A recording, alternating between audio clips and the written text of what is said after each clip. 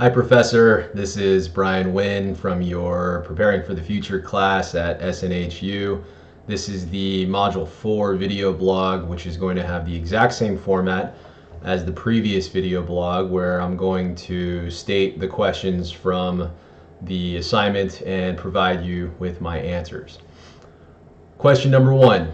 How is your digital identity different from your real-world self? How is it the same?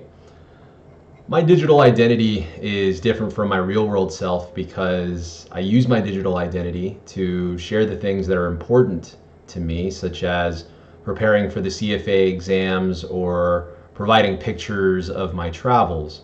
But what I do not share are my problems, my political views, or thoughts on religion and spirituality. I suppose you could say that I use my digital identity as a way to put my best foot forward. With that said, even though my digital identity is a filtered version of my real-world self, it's still me nonetheless, which is why the two versions are one and the same, despite my digital identity having many omissions. Question 2. How does technology enable you to more fully express a specific dimension of your identity? Technology has enabled me to more fully express my exploits to folks who I otherwise would not have the opportunity to do so. For example, all of my friends on Facebook and Instagram are my family, my actual friends, former coworkers, and acquaintances who I've crossed paths with during my life. And I don't add people on social media who I don't know personally. But with that said, that's a ton of people. I think I have right around 600 plus friends on Facebook. However, due to the rigors of finishing my degree at SNHU over the course of the next 5 months, along with my studies for the CFA exam, my time is limited, and I most certainly don't have the time to personally call up everyone on my friends list to let them know what I've been up to. Therefore, posting a well-timed picture of my CFA textbooks on social media to give folks a glimpse of what's been going on in my life has been much more effective and has enabled me to express that dimension of my identity. Question 3. How does technology govern, influence, or shape your identity? Technology has made a major influence on my life and will continue to do so. A major part of my identity is tied to my professional pursuits, and SNHU has been instrumental toward that end. The way SNHU has constructed its curriculum to address meeting the demand of the job market, combined with giving students the ability to work on their degrees all year round, was a major boon for me. But if it wasn't for SNHU's digital platform, I'd have no way of obtaining a degree from the institution.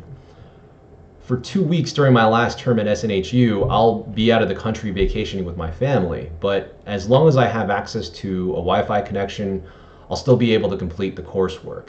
The same can be said of the CFA program, and technology will ultimately shape my future because as I look to pursue a career in the financial industry, much of the industry is characterized by digital online trading. So it's most definitely prevalent in my life. Question 4. How is your digital identity a product of the social and technological context in which you live? As I mentioned in Milestone 2's outline of the final project, technology is not born out of its own volition, but is a social construction that is meant to achieve the means of the individuals who created it. For example, Facebook was created with achieving the means to give people the power to build community and bring the world closer together. So when examining my digital identity's manifestation on Facebook, that's precisely what I've been able to do. For instance, in 2005, I had the good fortune of being invited on a trip to Vietnam. The purpose of the trip was to introduce young Vietnamese people living outside of Vietnam to visit their country of ancestry. There were approximately 80 participants who came from Europe, Asia, Australia, and the United States.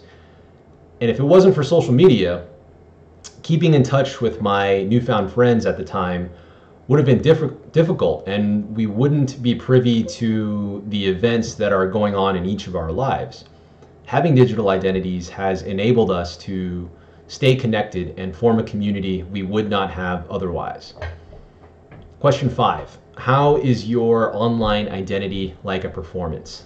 Now, the reason why I'm chuckling is I've actually seen some other individuals' social media posts, and they happen to be much more involved than my own. I've seen some folks who have posted videos of them going out on the night on the town, to nightclubs and parties. So they'll actually get a camera shot of the DJ who's playing on stage, and then they'll get another camera shot and fan out to the crowd. And the very last camera shot is of them looking into the camera lens and blowing a kiss to all of their social media followers. Now, I know what you're thinking, and the answer to your question is no. I have not blown any kisses to my social media followers. It's not my style. But as I mentioned earlier, my online identity is a way for me to put my best foot forward. In that regard, me trying to create an impression is very much like a performance. Question 6. How is your behavior different when you know it's public? When I know my behavior is public, I tend to be more measured and judicious with the things that I say and do. For example, the CFA Institute has a set of guidelines of how charter holders and candidates are to act and behave online. The Institute hires people to monitor the online activities of its members and candidates, and any breach of the standards set forth by the Institute are grounds for charter holders losing their charters and candidates being suspended or expelled from the program. This helps ensure that members and candidates uphold the values and integrity of being affiliated with the CFA Institute. So posting pictures from a crazy night on the town, saying disparaging things about a former employer, or being controversial in any way is definitely out of the question for me. Question 7. How does your digital identity affect your sense of who you are as a person? Because I only post the things that are important to me, such as my professional pursuits or my travels, my digital identity reinforces or reaffirms what I want out of life and what I aspire to. I can look at my digital identity and say to myself that I can do more with my real world self to narrow the gap between the two and make the small slivers of my life through my social media posts more of the norm. It's not that the other things in my real life don't have a place or are insignificant. It's just that I'd rather spend my time focusing on the things that will make me happy. So in that regard, my digital identity gives me something to shoot for. And that concludes this video blog. Thank you for watching and listening. I will talk to you soon.